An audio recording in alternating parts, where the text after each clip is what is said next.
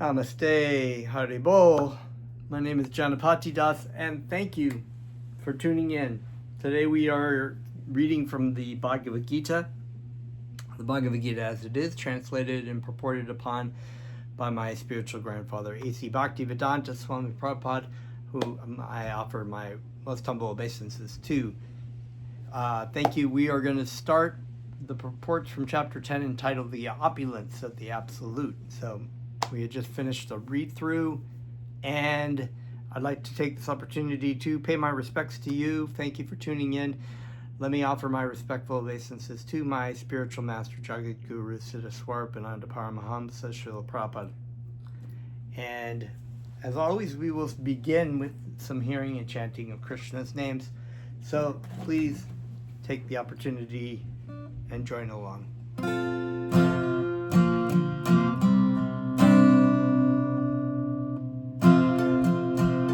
Namo Siddha Swarupananda Paramahamsa Namine Godakaruna Swarupaya Hare Krishna Jayate Namo Siddha Swarupananda Paramahamsa Namine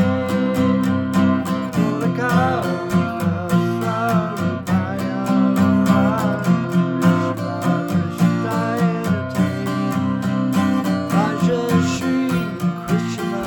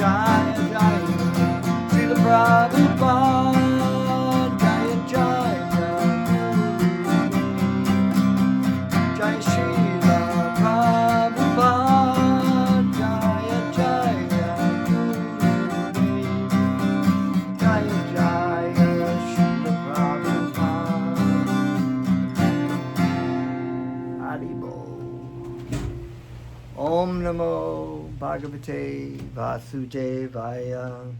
I was born in the darkness, ignorance, and my spiritual master opened my eyes with the torch of knowledge. I offer my respectful obeisances unto him. Okay, so we are going to continue on forward moving. Chapter 10, the opulence of the absolute. Text 1. Shri Bhagavan Uvacha Bhuyaiva Mahabaho Shnu Me Paramam Vacha Yateyam Priyamanaya Vakshamita Kamyaya. Sri Bhagavan Uvacha, the Supreme Personality of Godhead, said, Bhuya, again, Eva, certainly, Mahabaho, Almighty armed, Shnu, just hear, Me, my, Paramam, supreme, Vachaha, information, Yat, that which, Te, to you, Aham, I, Priyam, Anaya, thinking you dear to me, Vakshami, say, Hita Kamayaya, for your benefit. Translation. The Supreme Lord said, My dear friend, mighty armed Arjuna, listen again to my supreme word, which I shall impart to you for your benefit, and which will give you great joy. Very wonderful, because to hear from this pure devotee of Krishna, or to hear from Krishna himself, is information for our personal benefit. It's actually instructing us how we can come out of the material world and be reunited with Krishna.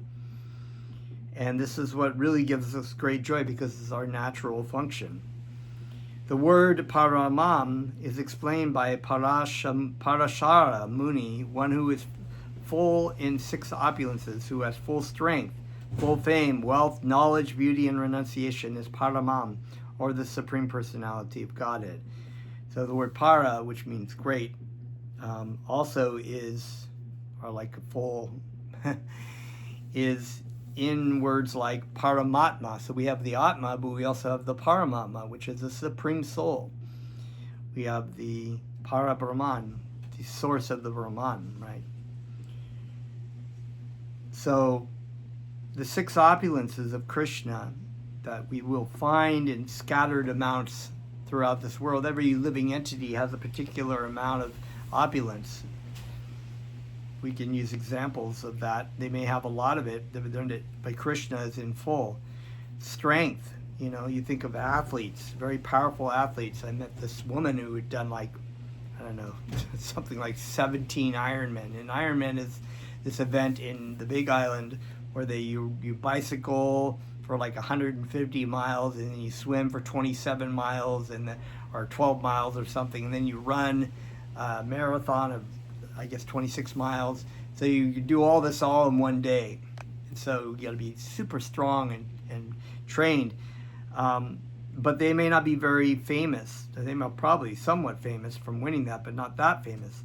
They may have some wealth. They have some knowledge. They may be completely ugly too. They may not have beauty. So the balances, you can see this sort of like in people. Some people have more beauty, some people are more renounced, some have a little bit of everything, but ultimately the main source, the full amount of 6 opulences is only present in Paramam, Krishna, Sri Krishna. While Krishna was present on this earth, he displayed all 6 opulences. Therefore, great sages like Parashara Muni have all accepted Krishna as the Supreme Personality of Godhead. Now Krishna is instructing Arjuna in more confidential knowledge of his opulences and his work. Previously, beginning with the 7th chapter, the Lord had already explained his different energies and how they are acting. Now in this chapter, he explains his specific opulences to Arjuna.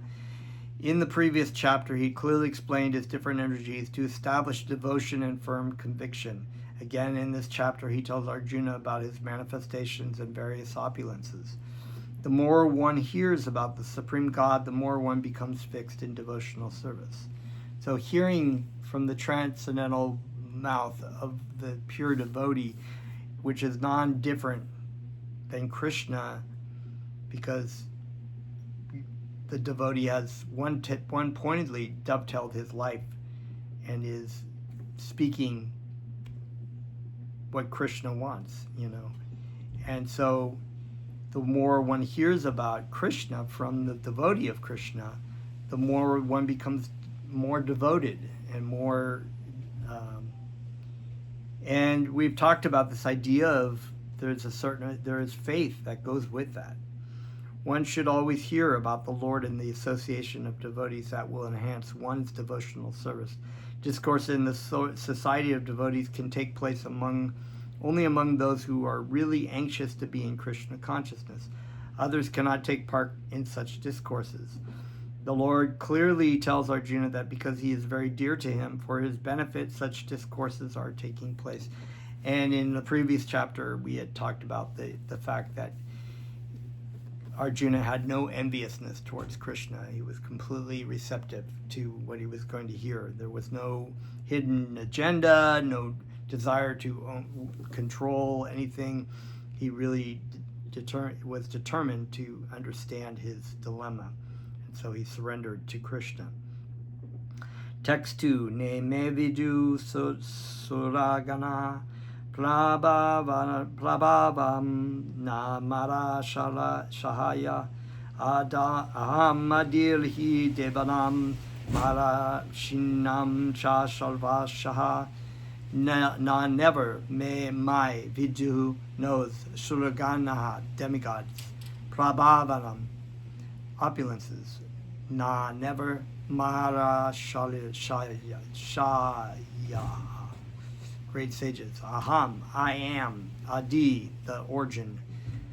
He, certainly. A devanam, of the demigods. Maharshinam, of the great sages.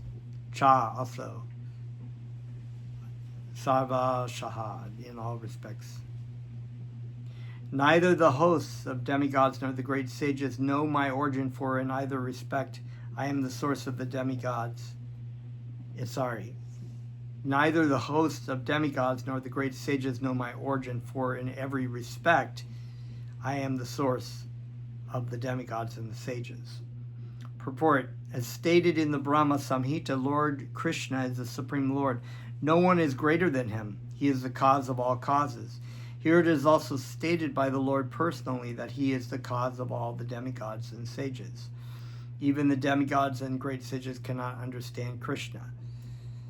Yeah, they may be very powerful living entities, and they may have very exalted positions in the universe, but oftentimes those things go to their heads, as we have found out from King Indra primarily, and other demigods who've gotten puffed up and tried to fight Krishna or tried to thwart his plans, but they're very puny.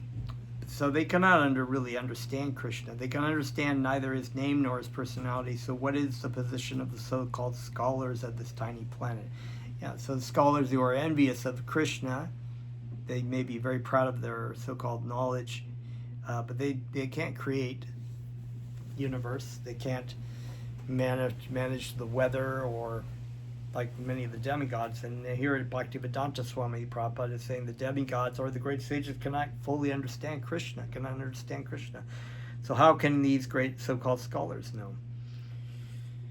No one can understand why the Supreme God comes to earth as an ordinary human being and executes such commonplace and yet wonderful activities. One should know then that scholarship is not the qualification necessary to understand Krishna. So that is the point. Scholarship, doesn't matter how knowledgeable you are in scholarship and studying things and material things and writing papers and being very proud of your so-called knowledge, but you completely don't understand Krishna. Even the demigods and the great sages have tried to understand Krishna by their mental speculation, and they have failed to do so. In the Srimad Bhagavatam also it is clearly said that even the great demigods are not able to understand the Supreme Personality of Godhead. They can speculate to their limits of their imperfect senses and can reach the opposite conclusion of impersonalism, of something not manifested by the three qualities of material nature, or they can imagine something by mental speculation, but it is not possible to understand Krishna by such foolish speculation. Here the Lord indirectly says that if anyone wants to know the absolute truth, here I am present as the Supreme Personality of Godhead. I am the Supreme. One should know this. Although one cannot understand the inconceivable Lord who is personally present, he nonetheless exists. We can actually understand Krishna, who is eternal, full of bliss and knowledge, simply by studying his words in Bhagavad Gita and Srimad Bhagavatam. So it's a good class to be in, right? The impersonal Brahman can be conceived by persons who are already in the inferior energy of the Lord, but the personality of Godhead cannot be conceived unless one is in the transcendental position. Because most men cannot understand Krishna in his actual situation, out of his causeless mercy, he descends to show favor to such speculators. Yet, despite the Supreme Lord's uncommon activities, these speculators, due to contamination in the material energy, still think that the impersonal Brahman is the Supreme. Only the devotees who are fully surrendered unto the Supreme Lord can understand by the grace of the Supreme Personality that he is Krishna. So once again, the most important thing to remember, it is by the mercy and the grace of our spiritual master in Krishna that we're even able to understand even anything from Krishna.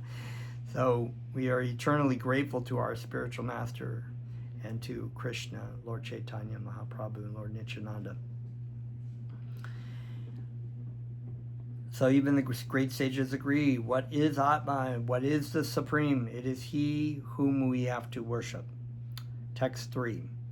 Yomamajam nanadim cha veti loka maheshvaram an ashamudya samarteshu sarva papai pramuchate.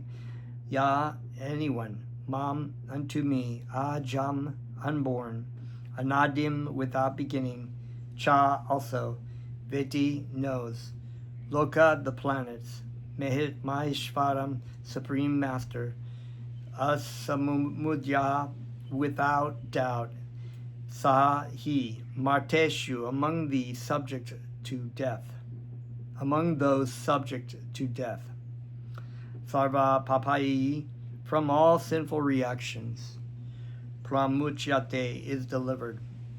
Translation, text 3. He who knows me as the unborn, as the beginningless, as the Supreme Lord of all the worlds, he undiluted among men, is freed from all sins.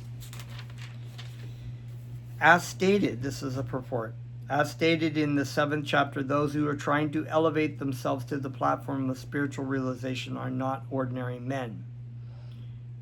They are superior to millions and millions of ordinary men who have no knowledge of spiritual realization, but out of those actually trying to understand their spiritual situation, one who can come to the understanding that Krishna is the Supreme Personality of Godhead, is the proprietor of everything, the unborn is the, let me read that again. I'm going to go back up. But they are, okay, but out of those who are actually trying to understand their spiritual situation, one who can come to the understanding that Krishna is the Supreme Personality of Godhead, the proprietor of everything, the unborn, is the most successful, spiritually realized person.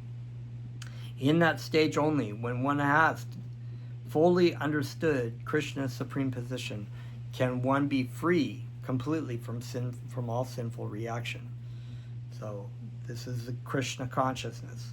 Here the word ajam, meaning unborn, should not be confused with the living entities who are described in the 2nd chapter as ajam. The Lord is different from the living entities who are taking birth and dying due to material attachment. The conditional souls are changing their bodies, but his body is not unchangeable. So the understanding is the difference between this living entity, the Jivatma, is that we are unborn in reality, that we are not created at any real point, but that we, due to our material attachment and entrance into the material world, we are going through and entering into bodies that are being born and going through birth, disease, old age, and death in a cycle over and over again. But the living entity, or us, the spirit soul, is unborn. But Krishna is not subjected to being born, not subjected to taking on a material body, not the same kind of ajam. He is unborn, eternal, ever existing. His body is not changeable, like our bodies. Even when he comes to this material world, he comes as the same unborn. Therefore, in the 4th chapter, it is said that the Lord, by his internal potency, is not under the inferior material energy, but is always in the superior energy. He was existing before the creation, and he is different from the creation, from his creation. All the demigods were created within this material world, but as far as Krishna is concerned, it is said that he is not created. Therefore, Krishna is different even from the great demigods like Brahma and Shiva. And because he is the creator of Brahma, Shiva, and all the other demigods, he is the supreme person of all planets. Sri Krishna is therefore different from everything that is created. And anyone who knows him as such immediately becomes liberated from all sinful reaction. One must be liberated from all sinful activities to be in the knowledge of the Supreme Lord. Only by devotional service can he be known, and not by any other means, as stated in Bhagavad Gita. One should not try to understand Krishna as a human being. As stated previously, only a foolish person thinks him to be a human being. This is again expressed here in a different way. A man who is not foolish, who is intelligent enough to understand the constitutional position of the Godhead, is always free from all sinful reactions. If Krishna is known as the son of Devaki, then how can he be unborn? That is also explained in the Srimad Bhagavatam. When he appeared before Devaki and Vasudeva, he was not born as an ordinary child. He appeared in his original form, and then he transferred himself into an ordinary child. So we call this Krishna's appearance day. We don't say Krishna's birthday or something, when he was born, when Krishna was born. No, this is when he appeared in the form of Krishna. Anything done under the direction of Krishna is transcendental, cannot be contaminated by the material reactions, which may be auspicious or inauspicious. The conception that there are things auspicious and inauspicious in the material world is more or less a mental concoction, because there is nothing auspicious in the material world. So I love this word concoction, like concoction is creating different things using, you make a drink, I'm making a concoction. So you have all these different drink elements and you're putting them all in these shaker and you create this concoction, right? Or you make a machine out of different parts, right? So mental concoction is creating your own speculation to formulate a concept about something, a speculation, right? And this is what we do. I've talked about this comparison of how one receives Vedic knowledge as opposed to speculation in the material world. The way to accumulate information is this mental concoction. We just read things, we read different things, we have all these what do I call them? Like the other day I was referring to things as soup cans, but they're all like little elements of different things that you're going to put together when you want to present an argument. And people do this all the time on the internet. They create all these mental concoctions based on what they think is right.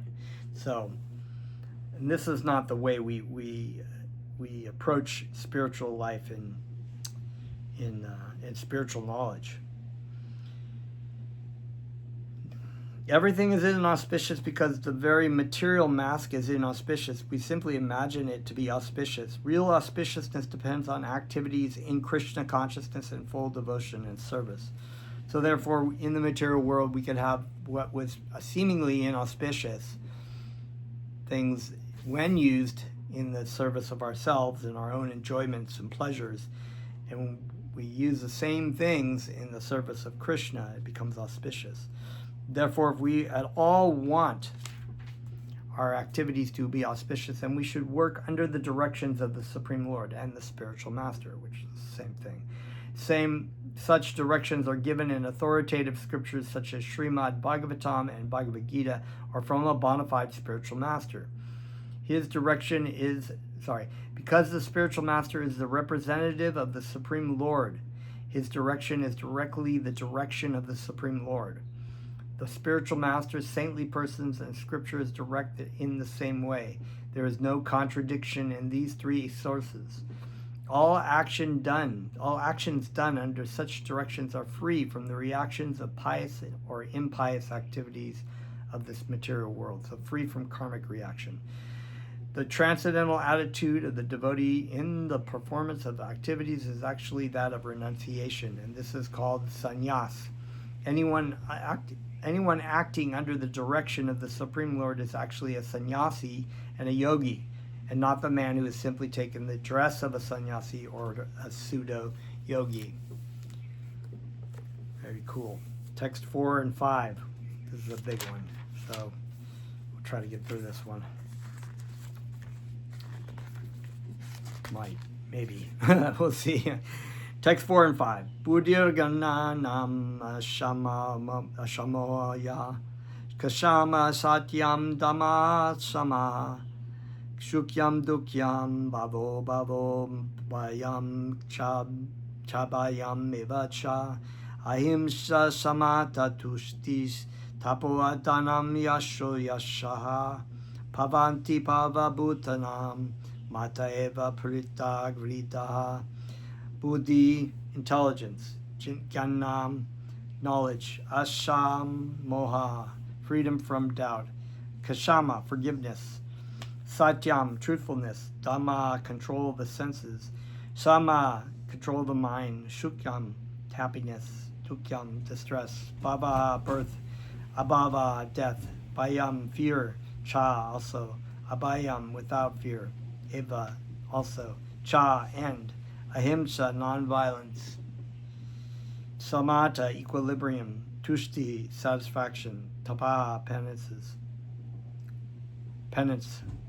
Dhanam, charity. Yashaha, fame. Ayashaha, infamy. Bhavanti, become. Bhava, natures. Bhutanam, of living entities. Mata, from me.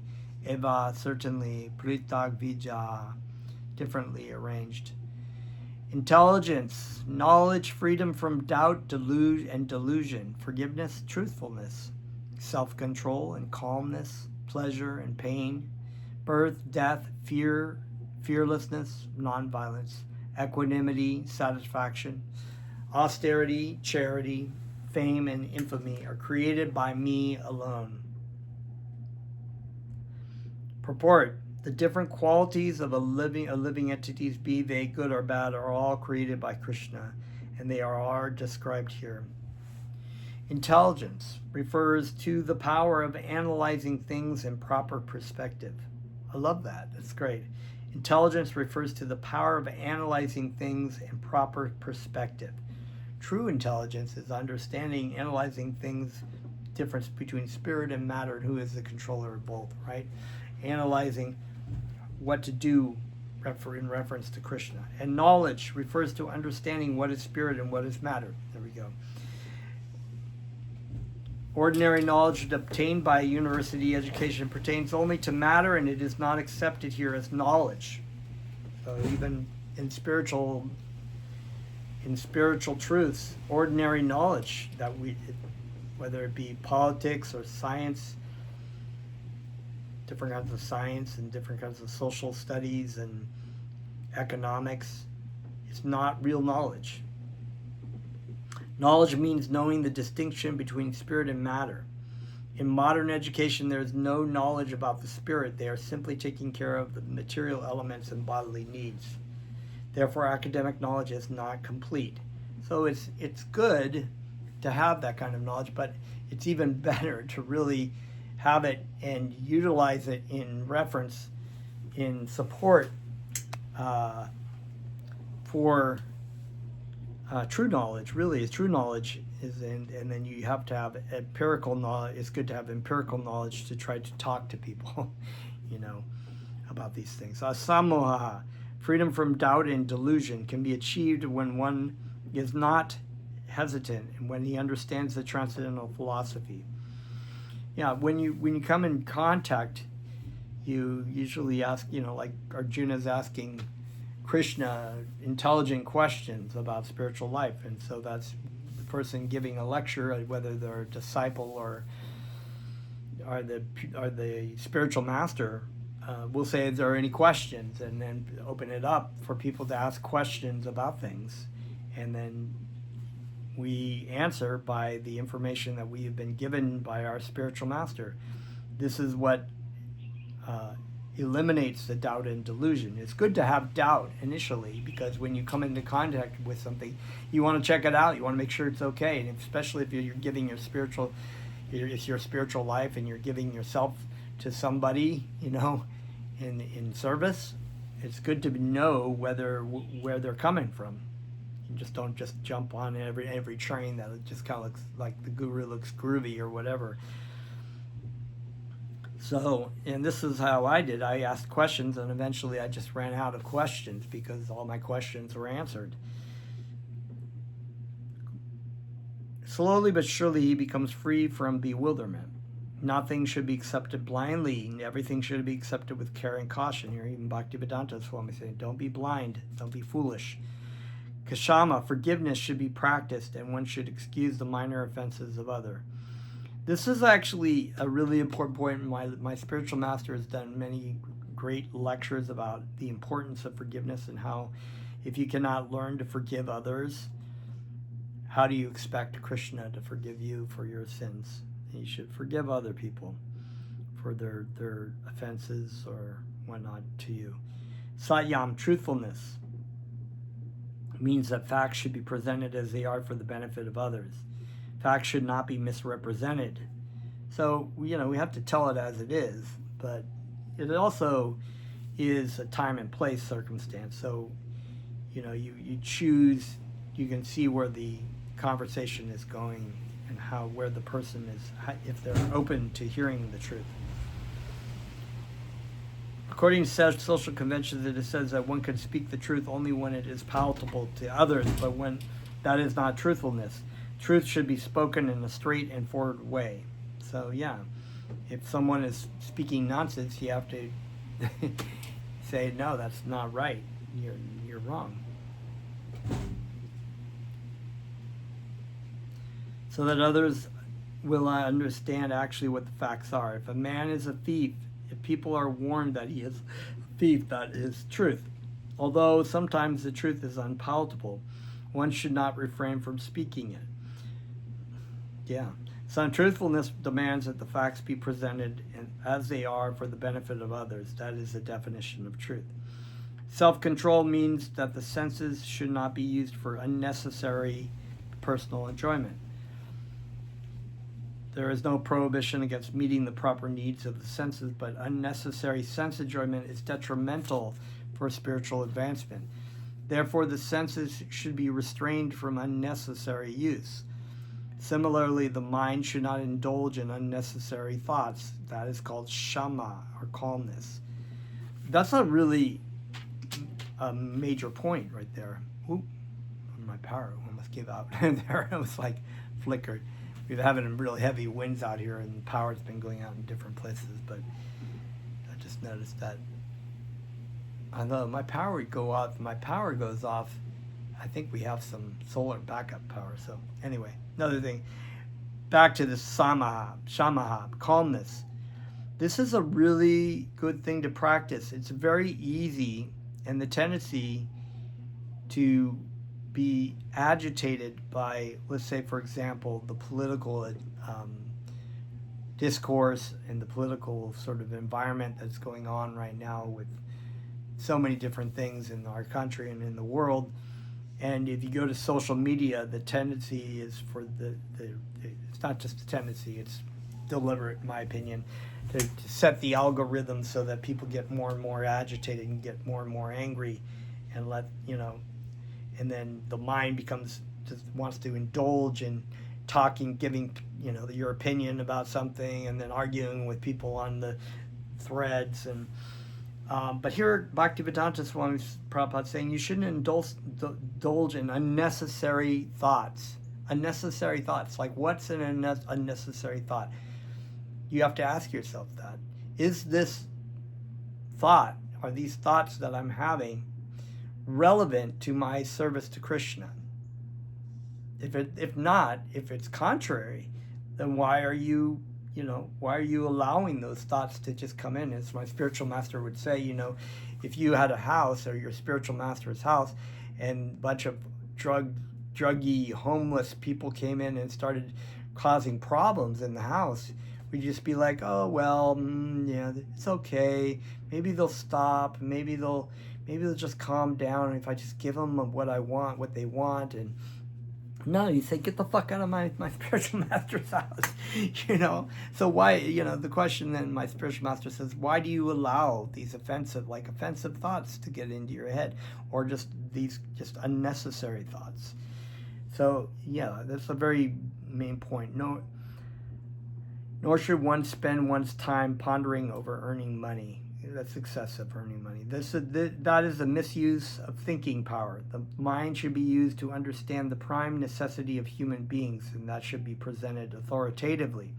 The power of thought should be developed in association with persons who are authorities in scriptures, saintly persons and spiritual masters, and those who are thinking is highly developed, and those whose thinking is highly developed. So that just goes, it's kind of like spiritual life is like going to the gym, or trying to play. You're like, I want to live a healthy and be fit, and you kind of just like sit around and eat ice cream all day, or just like, oh, I'll get to the gym sometime, or maybe I'll do that later. Or I really just feel like doing this thing right now. You're not going to be ripped, and you're not going to be healthy. You're going to be fat and have diabetes and be sick. So you have to be like, okay, what is my plan? What am I going to be doing? And in spiritual life, we're given instructions to do things. And here in Bhaktivedanta Swami Prabhupada is also stating very clearly that we should be using our time very effectively. And it's not just sometime down the road before we die. This is sadhana bhakti. We are cultivating this daily. So our practices are daily. We have a solitude practice in the morning with our japa. Do we have deities? Do we offer Krishna some food? Do we take time, any time during the day, to do our japa, or to chant Krishna's names, or to listen to our spiritual master chant 5-10 minutes? Is everything else so important that we don't have time for that? But we find time, and the more we find time, the more we want to do it. So it becomes more of our life. It becomes more of in our thoughts, and so the power of thought should be developed. So we develop it in the association of devotees. Shukam, pleasure or happiness, should always be in that which is favorable for the cultivation of spiritual knowledge of Krishna consciousness. And similarly, that which is painful or which causes distress is that which is unfavorable for the cultivation of Krishna consciousness. Anything favorable for the development of Krishna consciousness should be accepted, and anything unfavorable should be rejected. Very simple, prepare your garden the way you need to prepare it. Give it the nutrition it needs. You don't just let the weeds grow in your garden. Don't throw weed seeds into the garden after you've cleared all the weeds. You got to keep the favorable things. Bhava, birth, should be understood to refer to the body. As far as the soul is concerned, there is neither birth nor death to have. That we have discussed in the beginning of Bhagavad Gita. Birth and death apply to one's embodiment in the material world. Fear is due to worrying about the future. A person in Krishna consciousness has no fear because of his activities. He is sure to go back to the spiritual sky, back home, back to Godhead.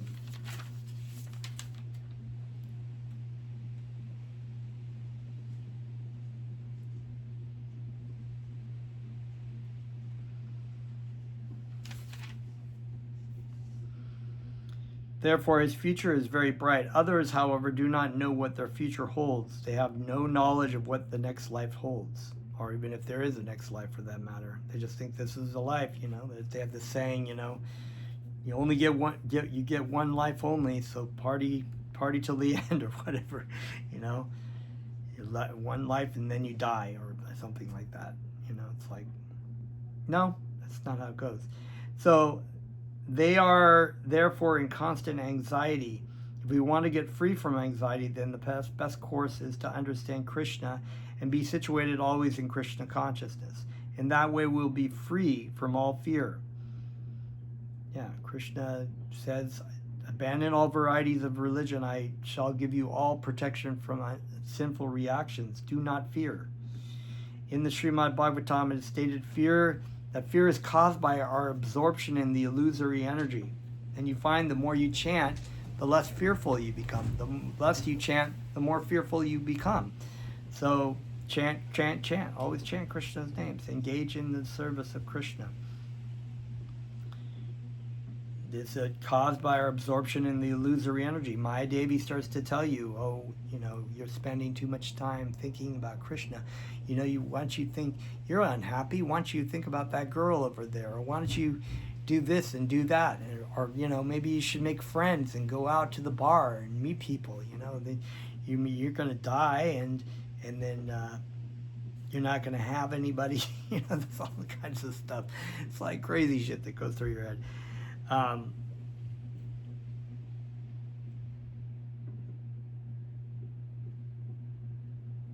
The future is very bright. Oh, wait a minute, hold on. Oh boy, I lost that over here. In the Srimad Bhagavatam,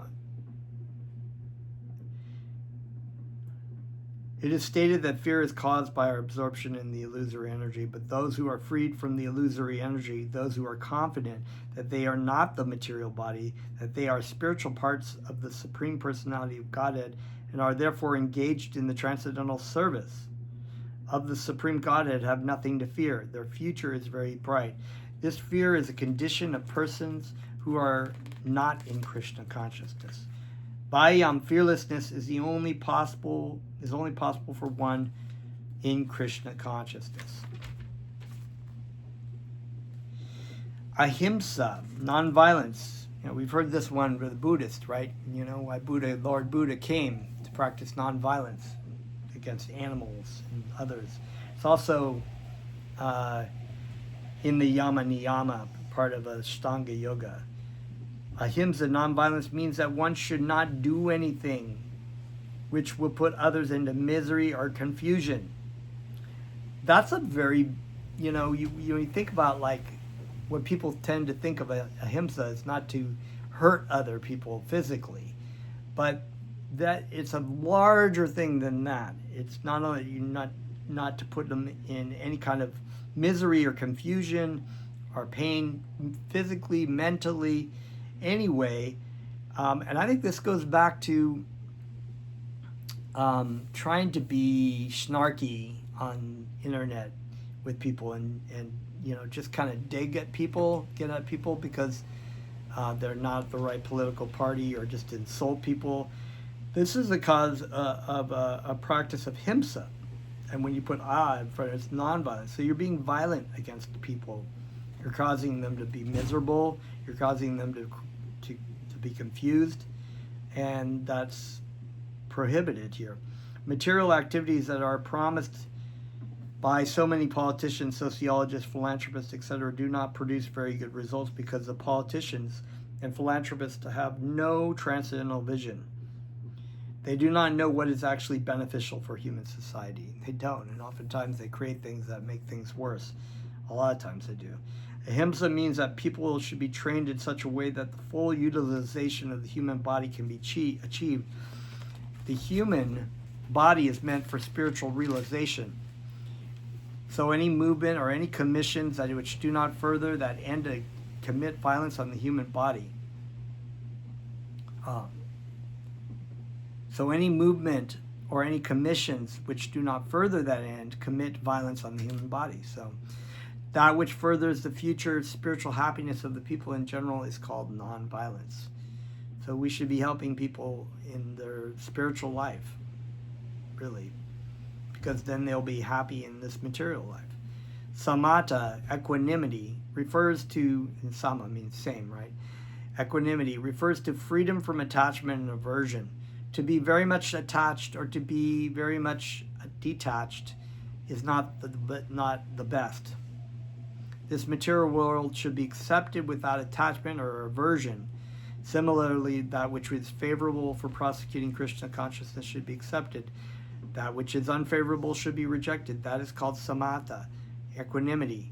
A person in Krishna consciousness has nothing to reject and nothing to accept, except it is useful in the prosecution of Krishna consciousness.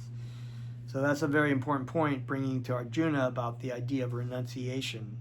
We don't become attached or detached physically based on this idea that something's good and bad. We think of, is it beneficial for Krishna consciousness? Tushti, satisfaction. Yesterday was Tushti Krishna Das's appearance day. Tushti, so satisfaction. That who is satisfied. Ooh, just fly. Means that one should not be eager to gather more and more material goods by unnecessary activities. One should be satisfied with whatever is obtained by the grace of the Supreme Lord, and that is called satisfaction. So that is also referenced in the Sri Upanishad when it says everything animate and inanimate is owned and controlled by the Lord, and one should know their allotted amount, so they don't try to strive to have more or to have less. That goes back to the one before, where we're trying to artificially renounce things because money is bad. Money is evil. Money is the root of all evil. Don't want to touch it. It's dirty, right? But that's not really true. We'd be like, is that money beneficial? How did the money come about? Is it money that came about for example, and I don't usually like to make references to Bhaktivedanta Swami Prabhupada's disciples, but there were some of the so-called disciples who actually had this idea that, well, it's Krishna's energy, so therefore we're going to sell drugs and guns, and we're going to give money to the temple. It was like, no, because that was not really asking yourself, well, what did the money come from? If the money was earned in a way that we say, okay, the money is actually was earned honestly, and we can use it in the service of Krishna. We don't just say, oh, it's Krishna's energy, and who cares how it was earned? Those people get drugs, and, whatever. So there's some crazy thoughts about that, but that's what that really means. Tapas means austerity or penance. There are many rules or definition in the Vedas which apply here, like rising early in the morning and taking a bath. Sometimes it is very troublesome to rise early in the morning, but whatever voluntary trouble one may suffer in this way is called penance. Similarly, there are prescriptions for fasting on certain days of the month. One may not be inclined to practice such fasting, but because of his determination to make advancement in the science of Krishna consciousness, he should accept such bodily troubles which are recommended.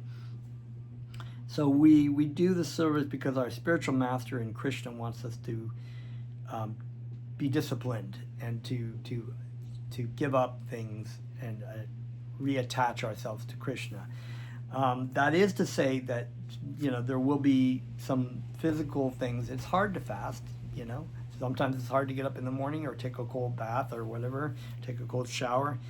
But we do that as kind of what is there already in the austerity. But that is also to be said that we don't voluntarily seek out penances and austerities that will somehow give us greater merit in heaven.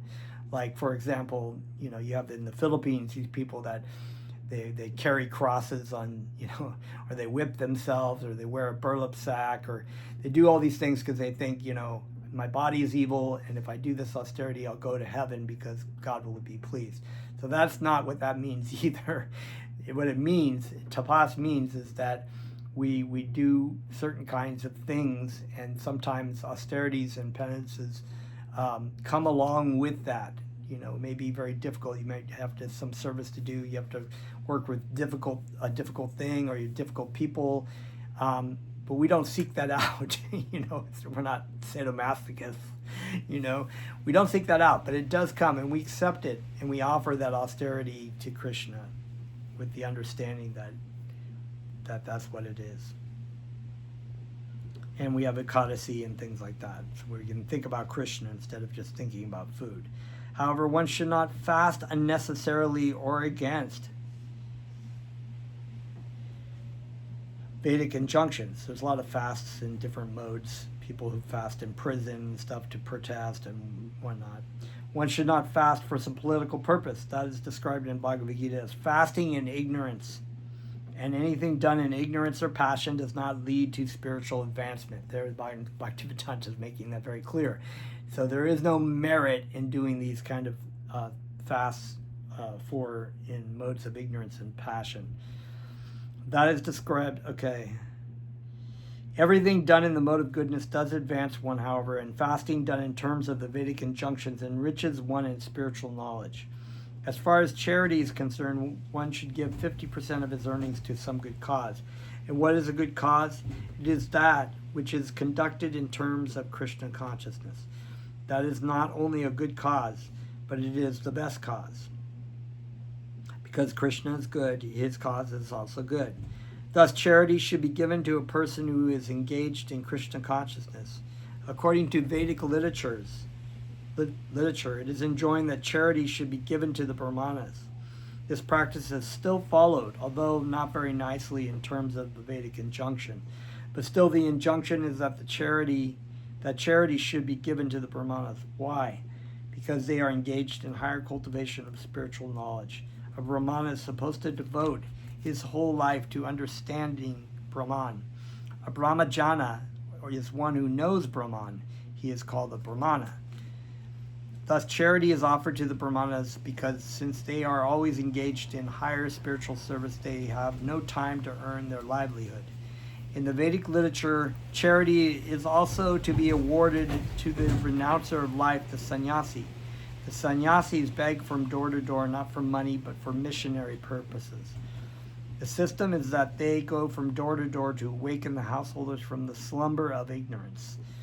Because the householders are engaged in family affairs and have forgotten their actual purpose of life, awakening their Krishna consciousness, it is the business of the sannyasis to go as beggars to the householders and encourage them to be Krishna conscious.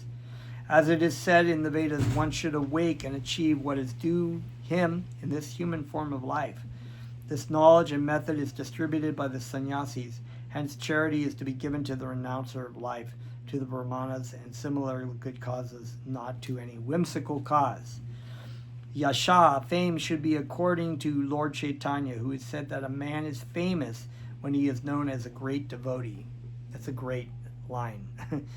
So we have all these opulences, right, we're talking about. But the most famous, the devotee, my spiritual master is the most famous man because he is the great devotee of Krishna. And what he's doing is all auspicious.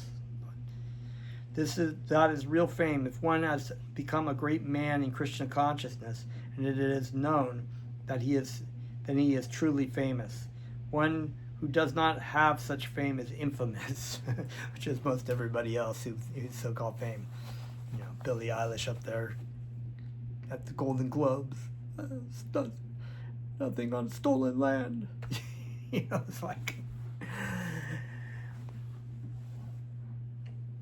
So, yes, our spiritual master is the most famous. And he's so famous all over the three worlds. It's said in the prayer. He's all the spiritual worlds, all the worlds and the hellish planets and everywhere. Because he is a great devotee of Krishna. All of these qualities are manifest throughout the universe in human society and in the society of demigods. There are many forms of humanity on other planets, and these qualities are there. Now, for one who wants to advance in Krishna consciousness, Krishna creates all these qualities, but the person develops them himself from within. One who engages in the devotional service of the Supreme Lord develops all the good qualities as arranged by the Supreme Lord. Of whatever we find, good or bad, the origin is Krishna. Nothing can manifest in this material world which is not in Krishna. That is knowledge. although we know that things are differently situated, we should realize that everything flows from Krishna. Okay, so that's really amazing. Great start to chapter 10, and we'll pick up next time. Namaste.